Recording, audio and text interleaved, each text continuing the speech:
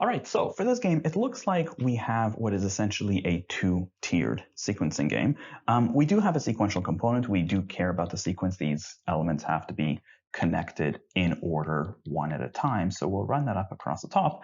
But for each position, we're essentially keeping track of two different things. We have to keep track of the component itself that is being connected, and we also have to keep track of how the connection type, whether it's by machine or by hand. So since we're keeping track of two different things, we'll use two tiers to keep track of the two different things that we have to figure out for each position. Now, the elements themselves, of course, we have S, T, V, W, X, Y, and Z. So we have our 7. And of course, the types of connection either by hand or by machine. Now, it's worth noting that we're not really given any numbers on how many of each type of connection we have, right? So we could have as many hand connections or machine connections as we want right now. There's no real limitation. So yeah, let's take a look at the rules. So the first rule tells us that X has to be the fourth component. So that's obviously nice to know. We can plug X right into place into position 4. Next, exactly two components are attached by hand at some point before X. Ooh, now that's pretty good. So we already know that X has to go fourth, right? And according to this rule, before the X, we have to have exactly two H's, which means that somewhere among the first 3 positions, we're going to have two H's. So that's pretty significant. In fact, we can actually take this one step further, because you'll notice that the rule says that we have to have exactly two hand-connected components before X. And the word exactly, anytime you see it, it should always kind of raise an eyebrow, because it's not just saying that there are two hand-connected components back there. Rather, it's saying that there's exactly two. That is to say, no more than two, which means that the third of those components is going to have to be machine connected. So we can kind of take that next step. So between these first 3 positions, there's going to be one machine connected, and then the other 2 are going to be hand connected.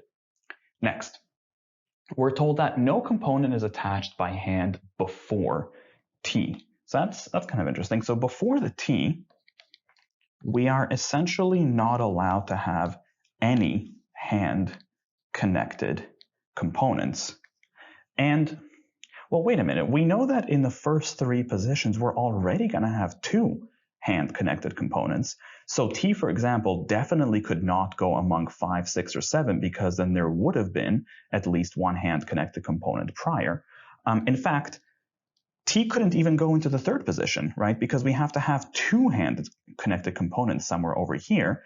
And if T was 3rd, then at least one H would have been prior. So really, T can only go into, I mean, I guess it could go 1, because then there's no hand-connected components prior, or it could maybe go 2, as long as the H's are going to go into 2 and 3, so that there's no hand-connected components before T, as long as number 1 is a machine-connected one. But that's pretty good. That means that essentially T can only really be either in positions 1 or 2. That's pretty big. Next, we are told that W has to go before T, and whoa, hello. So if W has to go before T, then that pretty much means that T is locked, isn't it? T can't really go first anymore. T is going to have to go second with W right before it. And moreover, before the T, we're not allowed to have any hand-connected components. So W is going to have to be machine-connected, and then the 2 H's are going to have to be in 2 and 3. So that's pretty nice. Next, let's keep going. Y has to go at some point before, or rather after, both Z and S. So I guess we can say that Z and S have to go before the Y. So I suppose Y is also now pretty heavily restricted, isn't it? Because now, I mean, Y obviously can't go into 3. It can't really go into 5 either, because Z and S have to go before it. So the earliest that Y can go is 6, or obviously 7. So that's pretty nice. Y is restricted to only one of these 2 positions. And lastly, the 6th component has to be by hand. So 6 has to be a hand connection, and we can plug that right into the board. Although that doesn't really tell us too much more, does it? Because, yeah, that looks like that's pretty much it. Okay, so I mean, really, all we have left is Y, Z, and S, with Y having to shuffle somewhere down here and and S prior. And who's left otherwise? We have V. V looks like it hasn't really been referenced at all. So I guess V can kind of shuffle around all of the remaining positions. All right, cool, let's go.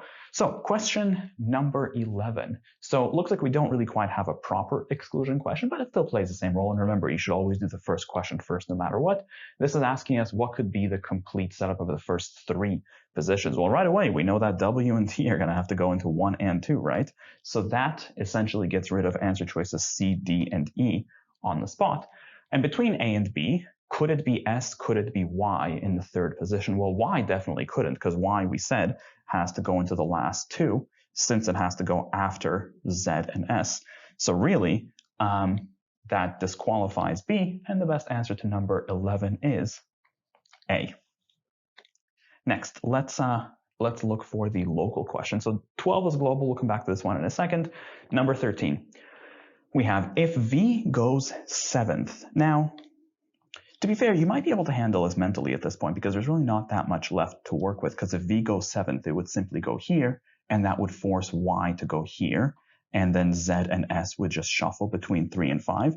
But if you wanted to do it on paper and just run it through, it wouldn't be, the worst thing you can do. So what we can do is we can quickly just set this up. So if V was to go 7th, as we said, it would force Y to go into 6. Z and S are going to then shuffle between positions 3 and 5. And otherwise, I suppose we don't know much more, do we? So the question itself asks, each of the following could be attached by machine except. So who could not be attached by machine? Well, I mean, T obviously cannot be attached by machine because it's by hand, and Y cannot be attached by machine. So I guess let's look for one of those. And there it is, answer choice D. Y cannot be attached by machine. Best answer choice is D. Next, number 14. Now this one's global. We can come back to this in a moment. Let's take a look at 16. 16 is our next local question, which says, if S is attached by machine. Well, if S is attached by machine, we know S has to go before the Y. That essentially means that the only place S can really go is into 5, right? Because obviously S can't go last since it has to go before Y. And 3 and 6 are both attached by hand. So that would force the S to go into the 5th position. Again, you might be able to handle the rest of this mentally since there's only so many pieces left to work with. But if you wanted to do this on the board, that's not a bad idea if you're a little uncomfortable doing everything in your head. So we can set this up accordingly. And as we said, for this scenario, S would have to go into the 5th position and it would be attached by machine over here. Now, Y is still going to shuffle between these two positions. We have a little bit of flexibility. The Z has to go before Y, but it could still go into 6 or into 3. So we're flexible. Let's see what we can do. The question asks what must be true. Answer choice A, Z is attached by hand.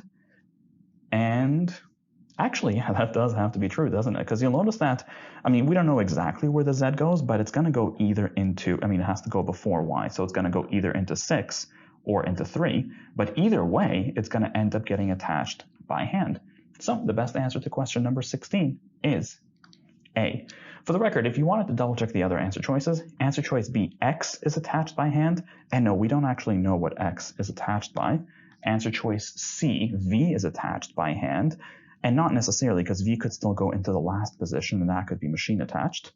Answer choice D, V is the 3rd component. That doesn't have to be true. It could, but it doesn't have to. Answer choice E, Y is the 7th. And again, that could be true, but it doesn't have to. The only one that had to be true is answer choice A. Let's take a look back at the globals. Question number 12.